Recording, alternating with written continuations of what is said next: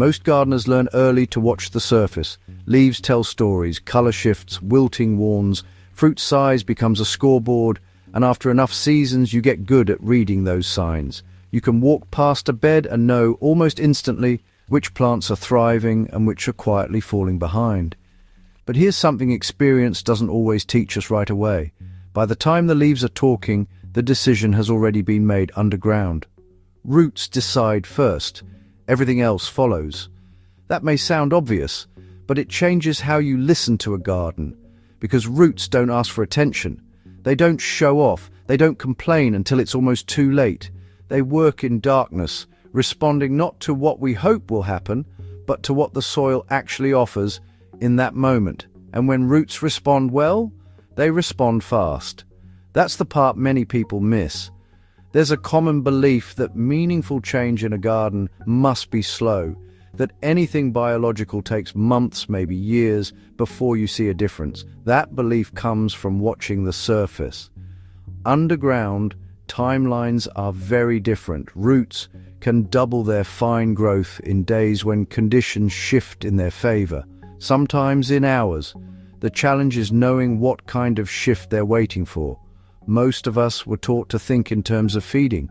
Add nutrients, add fertilizer, add more when growth slows. But roots don't respond first to nutrients. They respond to signals, chemical signals, biological signals, messages that tell them whether it's safe and worthwhile to expand. When those signals arrive, roots don't grow politely. They branch, they divide. They send out thousands of fine white tips, each one increasing the plant's ability to drink, eat, and anchor itself. That's where real yield begins, long before fruit forms. So when we talk about roots exploding, we're not talking about force, we're talking about permission. Now, here's where this becomes practical. There's a simple, inexpensive kitchen ingredient that creates exactly that kind of signal in the soil. Not by acting as a fertilizer in the traditional sense, but by waking up biology that already knows how to talk to roots. When used correctly, even once, it can trigger a response strong enough to change the trajectory of a plant's entire season. This isn't folklore. It's biology that's been observed, measured, and quietly used by growers who pay more attention to soil life than to labels on bottles. The ingredient is ordinary baker's yeast. That usually surprises people, because yeast doesn't look powerful. It looks like dust, beige, dry, forgettable. Something you scoop into dough and never think about again. But yeast is not inert. It's alive. Dormant, yes, but very much alive. Inside that powder are millions of single-celled organisms in a resting state, waiting for two things: warmth and a small amount of sugar. When they get those, they wake up fast. And when yeast wakes up, it doesn't just multiply. It releases. As yeast becomes active in water, it produces B-complex vitamins, amino acids, enzymes, and trace minerals. These are not raw nutrients that plants must break down. They are ready-made building blocks, exactly the kinds of compounds roots use to create new tissue quickly. But that's only the first layer. Active yeast also releases natural compounds that closely resemble plant hormones, especially those involved in root branching and cell division. To a plant, these compounds don't feel like food. They feel like a message that says, conditions are favorable. Expand now. Roots are extremely sensitive to these signals. When they detect them in the moisture around them, they respond by producing more root hairs and more branch points. Each branch increases surface area. Each hair becomes another doorway into the soil. This is why the response can feel immediate. You're not waiting for nutrients to move through the entire plant. You're triggering a localized reaction right where roots live. There's another layer most gardeners never hear about. Roots don't just absorb nutrients passively. At the microscopic level, they actively interact with living microbes.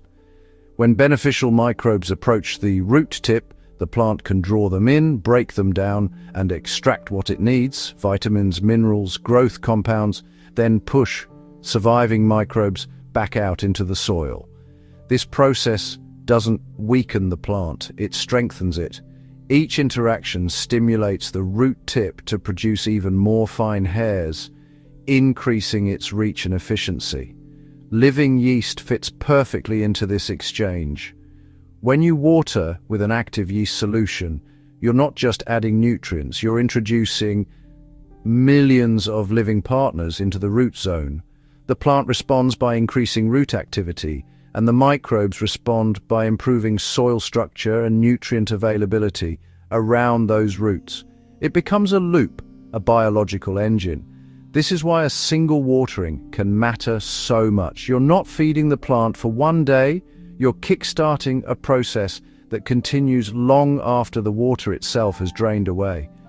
In controlled growing environments, this kind of stimulation has been linked to significant increases in root biomass, sometimes approaching 30%. That kind of underground growth doesn't stay underground. It shows up later as stronger stems, better flowering, improved fruit set, and heavier harvests. Not because the yeast made the plant grow, but because it helped the plant access what was already there more efficiently. That distinction matters. This is not a chemical shortcut. Chemicals force uptake whether the system is ready or not. Biological stimulation works only when conditions are appropriate, which is why it's gentler and why it respects the plant's own timing. Used correctly, yeast doesn't override the plant. It collaborates with it. Of course, not every plant will triple its harvest. Gardening doesn't work in absolutes. Soil history, weather, variety, and overall care still matter.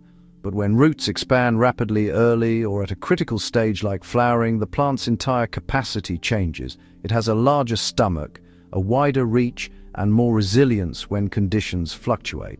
That's what makes this approach especially relevant for gardeners who value efficiency without excess. One thoughtful intervention, done at the right moment, can outperform repeated applications of stronger inputs. And there's something quietly reassuring about that. It suggests that improvement doesn't always come from doing more. Sometimes it comes from doing one thing that supports the system instead of pushing it. Before we move on, I want to pause here, not to tease what's next, but to ground what's already been said. Nothing about this requires special tools. Nothing depends on constant repetition. This is about understanding how roots respond and why living biology, when respected, can produce results that feel dramatic without being aggressive. In the next part, we'll slow down just enough to look at how to prepare and use this yeast water properly, and why small details matter when you're working with living organisms, not as instructions barked from above, but as care offered to something alive. For now, let this idea settle. Roots don't need to be pushed, they need to be invited. When people hear that something works quickly in the garden, the instinct is to assume there's a trick involved, a shortcut, a concentration that borders on excess. That assumption makes sense. We've all seen products that promise speed at the cost of balance. Living systems, though, respond very differently. They don't reward intensity, they reward accuracy. Yeast water only works when it's prepared and used in a way that respects the fact that yeast is alive. That's where many gardeners go wrong. They treat it like a powder to dissolve, not an organism to wake up. Dry yeast is dormant. It's not doing anything until conditions change. The goal of preparation isn't to mix it, it's to bring it back to life gently, the same way you'd ease yourself into cold water instead of jumping in. Start with warmth, not heat. Water that feels comfortably warm to your hand, not hot. Too much heat kills yeast instantly. Too little keeps it asleep. Somewhere around body temperature is ideal because that's where yeast evolved to thrive. To that warm water, add dry baker's yeast and a very small amount of sugar. The sugar isn't there to feed your plants. It never reaches them in any meaningful way. It's there to signal the yeast that conditions are safe to wake up and begin activity. Once stirred, something important happens that you can actually see. The water turns cloudy, then foamy. That foam isn't decoration, it's evidence. It means the yeast is alive, consuming sugar, releasing carbon dioxide, and producing the compounds that matter to roots. This stage doesn't take long. Often 30 minutes is enough, sometimes a bit more, depending on temperature and freshness. What matters isn't the clock. What matters is that visible sign of activity. Here's where restraint becomes critical. That activated yeast water is powerful, not because it's harsh, but because it's concentrated. Used straight, it can overwhelm delicate root tissues and disrupt water balance around them. That's not stimulation, that's stress. So, dilution isn't optional, it's respect. A general rule that works well is about 1 part active yeast solution to 10 parts clean water. This brings the concentration down to a level roots can interact with comfortably, enough to signal, not enough to shock. Once diluted, the timing of application matters more than frequency. This is not something you use every week. It's not a routine feed. It's a trigger. Think of it like knocking on the door rather than moving in. The best moments are when roots are preparing to expand anyway. Shortly after transplanting, once plants have settled, at the beginning of flowering, or just as fruit is setting. At those stages, the plant is already allocating energy below ground. The yeast signal simply amplifies that natural push.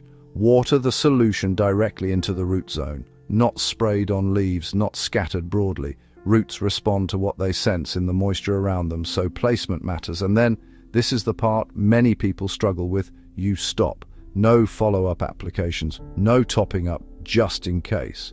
The biological conversation has already started. Repeating it too often can actually dull the response, the same way constant noise eventually gets ignored. Within days, changes begin underground. Fine feeder roots multiply. Root tips branch more aggressively. The soil immediately around them becomes more biologically active because living microbes don't work alone. They attract and support other beneficial organisms already present in the soil.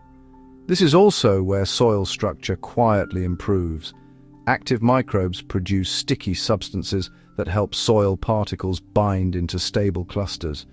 These clusters create spaces, small pockets that hold water and air at the same time. For roots, that's ideal. They can breathe without drying out, they can drink without drowning. In sandy soils, this can feel like a miracle. Water that used to rush straight through begins to linger. Nutrients stop disappearing overnight. In heavier soils, structure improves in the opposite way. Less compaction, better drainage, more oxygen. These changes don't show up as a dramatic before and after photo. They show up as resilience. Plants that don't wilt as quickly. Growth that continues through heat. Flowers that hold instead of dropping. And this is where harvest enters the picture. Yield isn't created at the moment you pick fruit. It's decided weeks earlier when the plant determines how much it can support. A larger, more efficient root system allows the plant to maintain more flowers, fill more fruit, and recover faster from stress. That's how one thoughtful watering can influence an entire season, not by forcing growth, but by expanding capacity.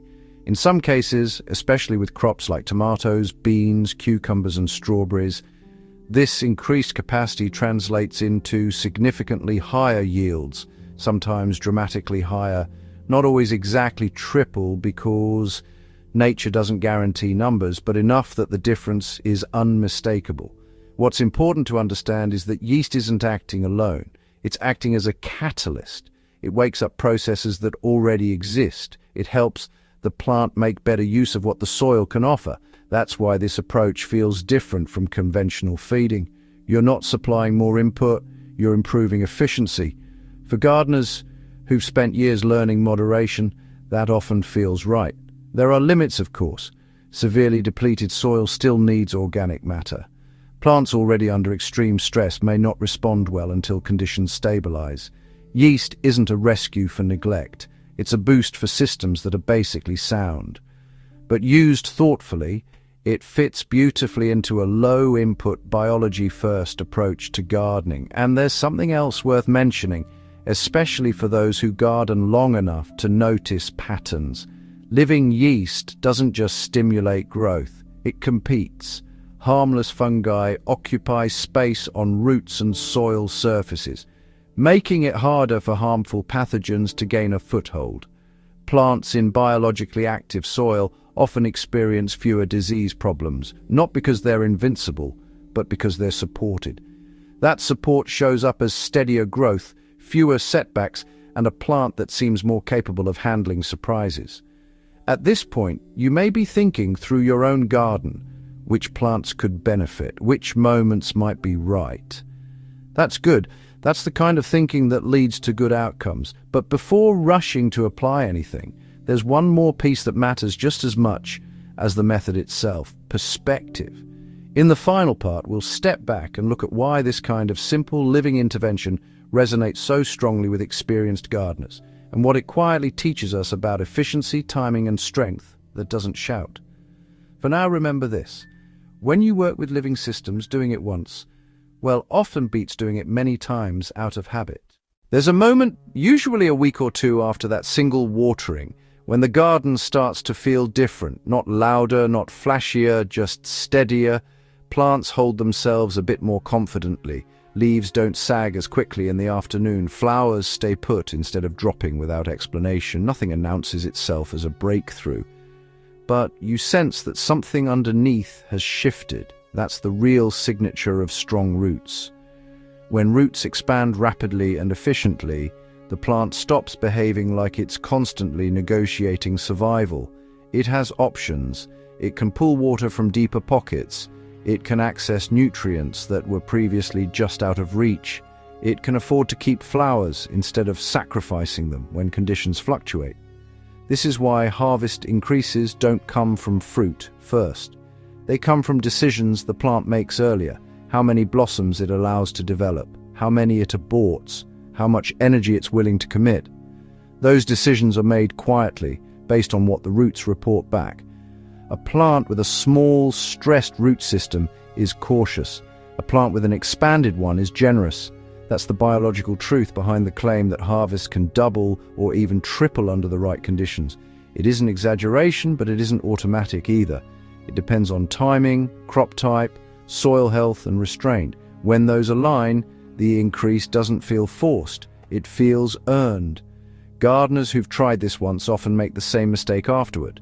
They want to repeat it everywhere, all the time. That urge is understandable, but living systems don't reward repetition the way mechanical ones do. They respond to signals, then adapt. Once the message has been received, repeating it doesn't amplify the effect. It can dilute it.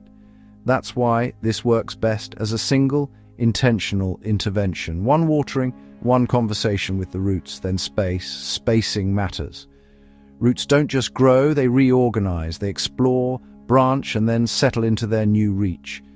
That process takes time. Interrupting it with constant inputs can actually slow the consolidation that makes the difference. Experienced gardeners eventually learn this pattern across many methods.